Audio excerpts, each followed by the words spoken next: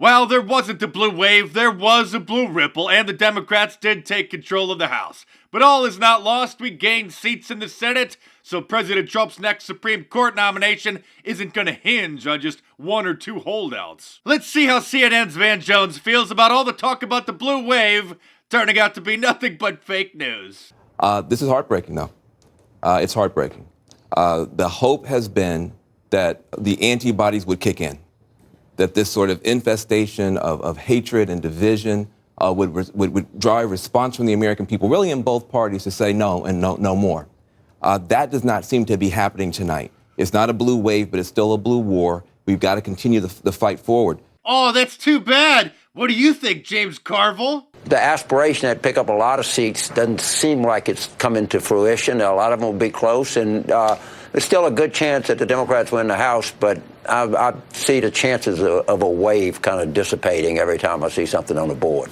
Would you like to add anything to this, Jake Tapeworm? But I have to say, when you look at what's going on here tonight, this is not a blue wave. This is not a wave that is knocking out all sorts of Republican incumbents. We saw you just called the Kentucky 6th District. Now, let's not forget that Claire McCaskill's gone, Rick Scott won in Florida, Marsha Blackburn won in Tennessee, and Beto O'Rourke, despite wasting $70 million in Texas, lost to Ted Cruz. Here's Beto on his way to his concession speech. Let's tune in and listen, shall we? I want to thank this amazing campaign of people, not a dime from a single pack, all people, all the time, in every single part of Texas. All of you.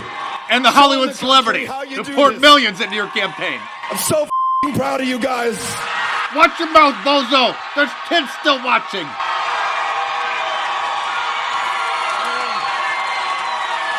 He said the F word. He's so cool. Sorry about the F-bomb. We have no control over what's in the concession speeches of various candidates around the country. It's okay, Brian. Your network airs trash 24/7. In reality, when someone wastes a record $70 million and loses their race for public office, they would find something else to do as a career. But in liberal land, that means that they should aspire for even a higher position of power. Newsweek magazine reports, will Beto O'Rourke run for president in 2020? Defeat to Ted Cruz increases the odds of a run against Trump. Unless Michael Bloomberg throws his hat in the ring in 2020, the Democrats have nobody who can stand up against Trump, so they may have to resort to vanilla Obama. In other news, at 29, New York Democratic congressional nominee Alexandria Ocasio-Cortez will be the dumbest woman ever in Congress. I'm sorry, the youngest woman. And Kansas Democrat Sharice Davis unseated the GOP incumbent to become the first Native American woman in Congress. Wait a minute, what about Elizabeth Warren? It looks like the blue wave did come in, and it hit the press tent at Andrew Gillum's election night party in Florida, and is leaking through the roof of the tent.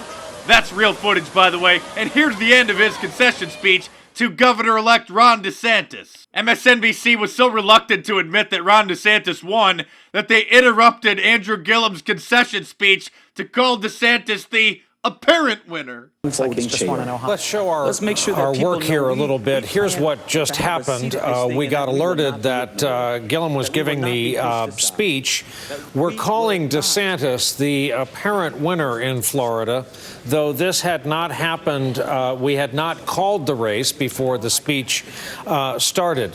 And let us recap a couple of... Way to stay on the ball there, MSNBC. The guy's giving his concession speech, and you still can't call him the loser. Tell us some more good news, Wolf. CNN projects that Republicans will maintain control of the United States Senate. This is an important win for President Trump and for the Republican Party. Democrats went into the night knowing their chances of reclaiming a Senate majority were slim. Once again, CNN projects Republicans are holding on to control of the United States Senate. And let's tell you... I'll pick it up from here, Wolf. Even though the Democrats have control of the House, someone's got to tell them that they're still going to have to hear about President Trump's tweets every day for the next 6 years. And since we're going to be seeing a lot more of Maxine Waters, because it looks like she's going to be the head of the House Financial Services Committee, I thought I would dedicate my new shirt to her. Go to MarkDice.com or click the link in the description below to go to my online store and pick one up in a t-shirt, long sleeve, or a hoodie.